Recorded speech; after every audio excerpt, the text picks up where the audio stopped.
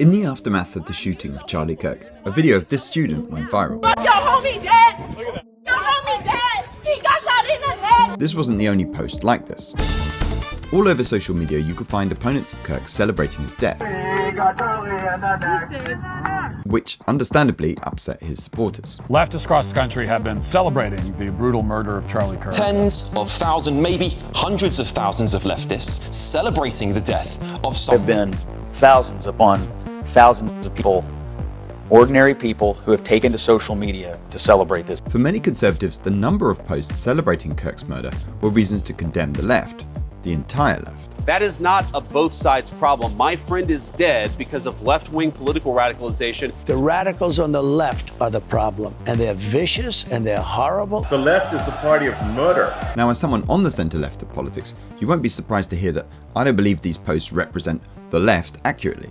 And in this video, I'm going to explain why. However, making this argument also lets me explore a new phenomenon which I'm seeing more and more. One that is not only distorting people's perceptions in this debate, but in many others, including the controversy over trans rights, the debate over anti-Semitism in the pro-Palestine movement, and explains, I think, some of the cancel culture that was so prevalent at the start of the 2020s. And, like all the videos on this channel, it's an idea that explains the news at a deeper level. Okay, let's do this. Hi, if you're new here, my name's Brendan, and normally at this point I have a sponsorship. They're one of the things that helps this channel be financially viable. But today I thought I'd point you towards my Substack, which is where you can sign up for a free email every time I publish. It's a great way for me as a creator to stay connected with you when the YouTube algorithm can be a little bit unpredictable. Also, there are paid memberships where you can sign up to get links, reading recommendations, access to Q&As, and other goodies. So yeah, check it out. To explain my argument about the Charlie Kirk celebrations, I need to start somewhere a bit unusual. Cardiologists. Yes, cardiologists, and how worrying their behaviour is. Let's start with this case in Maryland. A cardiologist accused of performing over 500 dangerous, unnecessary surgeries to make money. Here's another similar case in California, another in Philadelphia, and another in Michigan. One cardiologist in Ohio got 20 years in prison. And here's a case involving 11 cardiologists in Kentucky. And it's not just the unnecessary surgeries.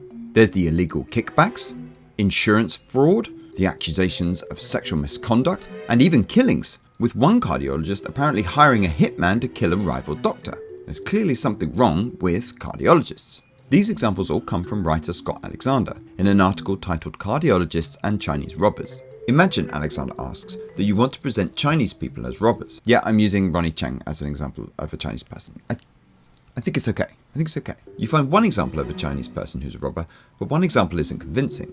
But if the group is a large one, then finding examples becomes easier. So that even if the reality is that only 1 in 1,000 Chinese people is a robber, well, considering there are over 1 billion Chinese people, this means you could provide 1 million examples of Chinese robbers to prove your case.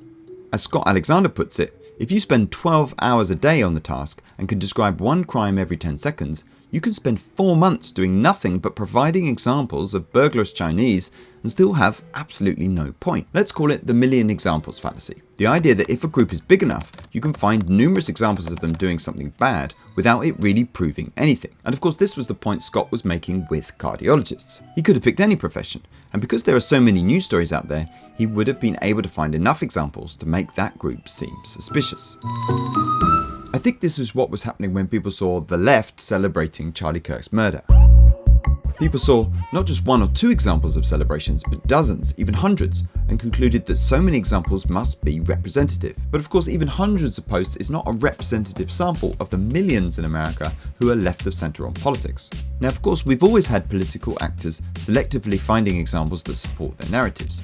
For example, those on welfare have long been misrepresented as feckless and immoral to undermine support for those programs. You see the same thing with those Fox News pieces where they interview Trump opponents to show how dumb they are. What's the policy that you object to? All of it. Just like the things he says about women and like the racism. Like what? All the pieces that lefty media outlets publish that aim to give the same impression of Trump supporters. Obama is a Muslim, he's a terrorist. Nobody will ever tell me different. Do I have proof? No. Do I have articles? No. But your mind is made up without any information. My mind is made up. It's a type of distortion sometimes called nutpicking, the act of showcasing the nuttiest members of a group as if they were a typical or even strong representative of that group. But now with social media, this process is easier than ever, with so many tweets and videos to look through to find examples of whatever case you want to make. And while we know we should be careful about stereotyping on the basis of one or two examples, it's not obvious to us that we should be careful of stereotyping when we have hundreds and thousands of examples. All political movements have oddballs, and political movements have limited power to police who joins them. Rather than making a judgment on these individuals, many of whom before social media would never have been heard from, it makes more sense to look at the left's elected representatives, all of whom, and correct me in the comments if I'm wrong, condemned Charlie Kirk's murder. Political violence, in fact, is political cowardice. It means that you cannot convince people of the correctness of your ideas, and you have to impose them through force. And there's another element to this. Imagine the effect of these posts on just a regular conservative. They may well know that those who post on social media about politics are not representative, tending of course to be the most radical.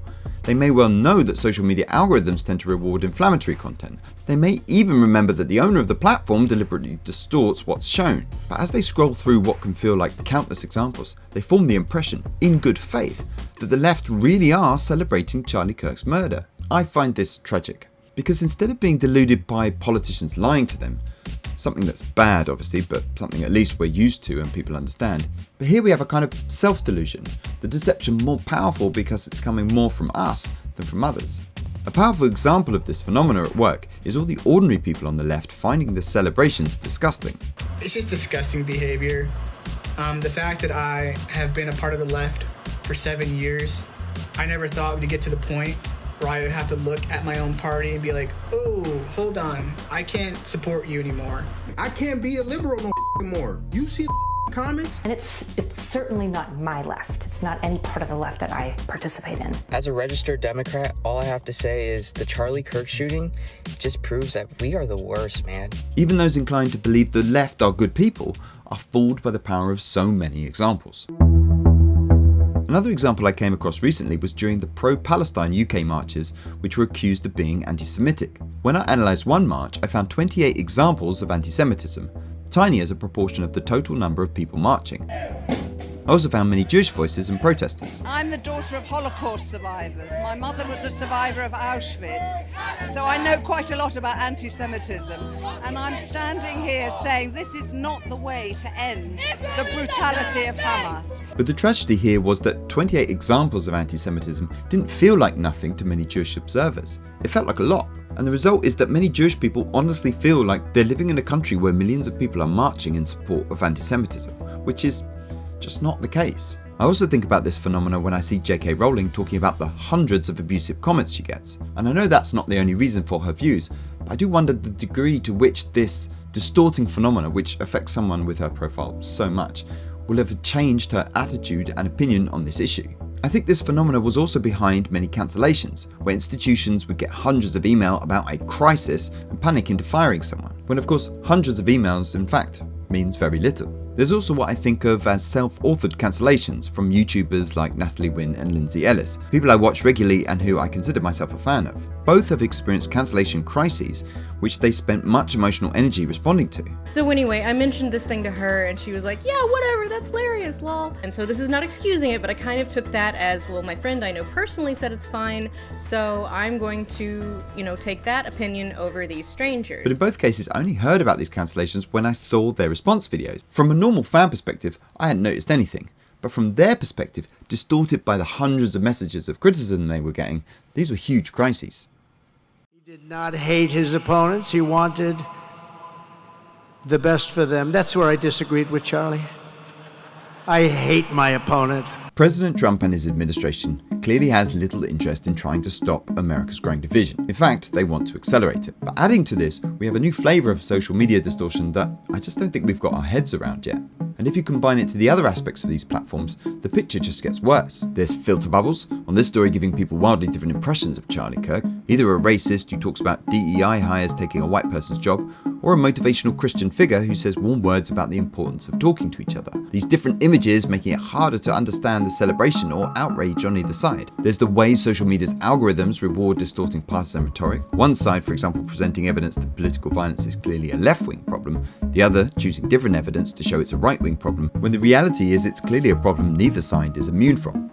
Also add in straightforward misinformation, which has tripped up several critics of Charlie Kirk, and the fact that the platforms are filled with posters paid by foreign governments to foment anger, and the whole thing is a disaster.